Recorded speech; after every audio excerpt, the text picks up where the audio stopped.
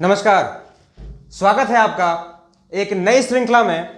हम बात कर रहे थे साल 2023 कैसा रहने वाला है। आज बात करेंगे एक नई राशि की, महत्वपूर्ण राशि की। जी हां, तुला राशि कैसा रहने वाला है साल 2023। आइए समझते हैं। तुला राशि की अगर विगत वर्षों में बात की जाए तो शनि का गोचर इनके चतुर्थ भाव में चल रहा था, अर्थात ये शनि की ढैया से कहीं ना कहीं गुजर रहे थे। 17 जनवरी के बाद से शनि इनके पंचम भाव में अर्थात कुंभ राशि में गोचर करेंगे। अगले 2.5 वर्षों तक शनि का पंचमस्थ होना शनि की पनौती को बताता है। मैं एक बात एक शब्दों में कहना चाहूंगा, परेशानी अभी खत्म नहीं हुई है।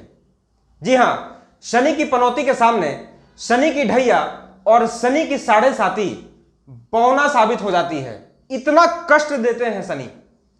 तो 6 राशियों की मैं बात कर चुका हूं, परंतु वर्तमान समय की यदि मैं बात करूं साल 2023 की, तो कहीं ना कहीं परेशानी लगी हुई है और बढ़ के ही आपको देखने को मिल सकती है। जानते हैं क्यों?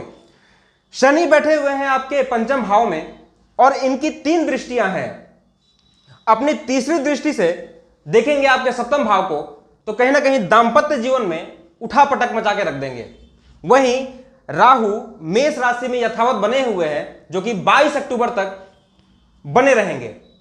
शनि की दृष्टि का यहां होना यह विच्छेदात्मक दृष्टि है, अर्थात कहीं ना कहीं रिलेशन में विच्छेद पैदा करती है, अलगाव पैदा करती है। और उसमें भी मेष राशि में राहु का विराजमान होना और केतु के दृष्टि से दृष्ट, आप समझिए कि दांपत्य जहां मैं कह सकता हूं कि लड़ाई झगड़ा चल रहा था, उसे और तोड़ने का काम करेंगे।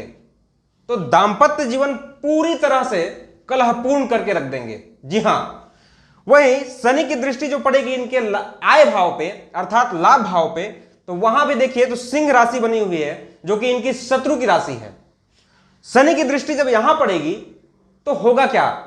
धन आगमन तो ये करवाएंगे, अर्थात येन केन प्राकरण किसी प्रकार से भी आप धन कमाने का प्रयत्न करेंगे और धन आएगा भी, लेकिन उस धन का उपयोग आप अपने ऊपर बिल्कुल नहीं कर पाएंगे।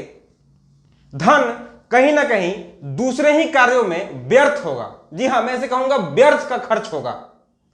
तो एक तो दांपत्य जीवन कलह में, और आय भी जो आ रहा है वो आपके लिए नहीं है, आप उसका भोग नहीं कर पाएंगे, तो वैसे धन का क्या लाभ?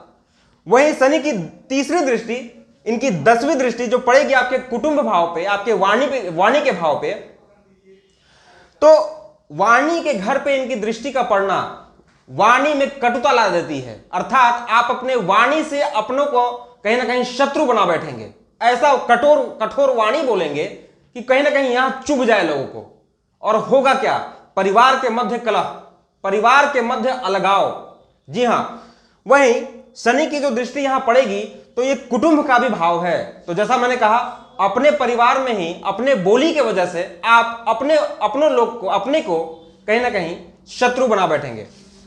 तो शनि का पनौती जो कि जारी रहेगा 17 जनवरी के बाद से, तो मैं कह सकता हूं कि साल के शुरुआत में ही ऐसी स्थिति ये ठीक नहीं है।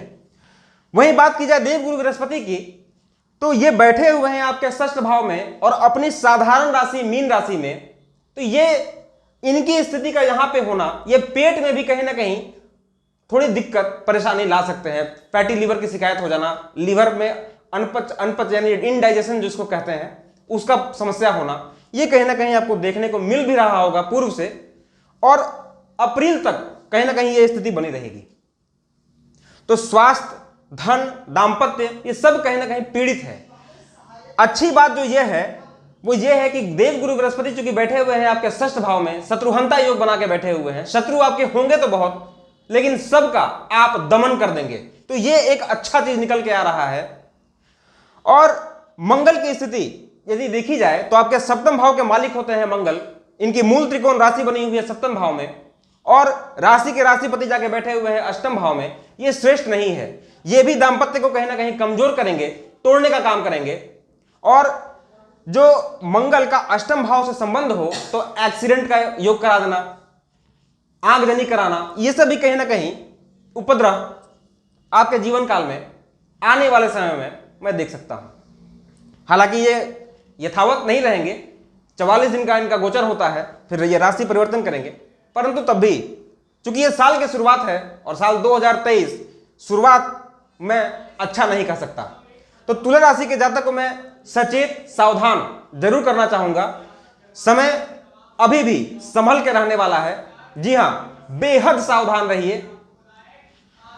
केतु चूंकि लग्न में बैठे हुए हैं तो हम केतु को छाया ग्रह जानते हैं और यह भ्रम पैदा करने की स्थिति उत्पन्न करते रहेंगे, तो डिसीजन भी जो आप लेंगे वो कहीं ना कहीं आपके लिए हानिकारक साबित होगा। समय बिल्कुल आपके अनुकूल नहीं है। साल 2023 में बिल्कुल सावधान रहें। तुला राशि के समस्त जातकों को मैं एक उपाय के तौर पर कहना चाहता हूं, शनि मंदिर, जी हां, शनि मंदिर में जरूर जाएं और संध्या काल दीपक जलाएं, तिल के तेल का अथवा सरसों के तेल का। यथावत अगर संभव हो तो शनिवार के शनिवार सुबह प्रातः काल पीपल के वृक्ष में जल दें।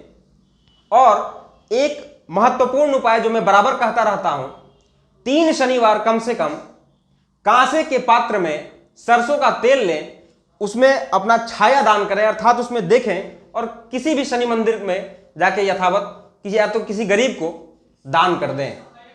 इससे कहीं ना कहीं आपको लाभ जरूर मिलेगा। मिलते हैं फिर अगले सेगमेंट में एक नई राशि के साथ, बात करेंगे उसका कैसा रहने वाला है समय। तब तक के लिए नमस्कार।